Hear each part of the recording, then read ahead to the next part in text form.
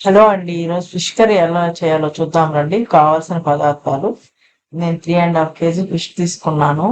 వడియము, కరివేపాకు, మెంతులు, తెల్లగడ్డ, చింతపండు, ఉల్లిపాయలు, పసుపు, ధనియాల పొడి, మిరప్పొడి, ఆవాలు, ఉప్పు, అల్లం వెల్లుల్లి పేస్ట్, ఆయిల్ తీసుకున్నాను.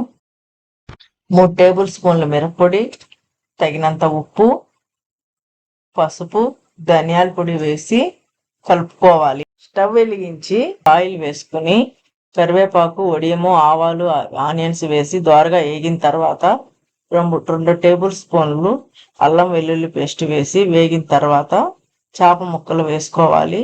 చేపల పులుసుకి వెడల్పాల్టి బౌల్ ఉంటే చాలా బాగుంటుంది.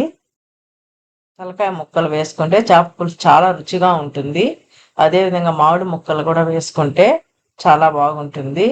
కలిపి పెట్టుకున్న చింతపండు వేసిన తర్వాత 15 నిమిషాలు ఉడకనివ్వాలి. దించుకునే 2 నిమిషాల ముందు మనము కరివేపాకు రెల్లలు పెట్టుకుంటే గుమ్మగుమ్మలాడే చేపల పులుసు రెడీ. ఈ వంట నేను మా అత్తగారి నుంచి నేర్చుకున్నాను. ఈ కర్రీ అన్నంలోకి కానీ సంగట్లోకి కానీ చాలా బాగుంటుంది. మీరు కూడా ట్రై చేయండి.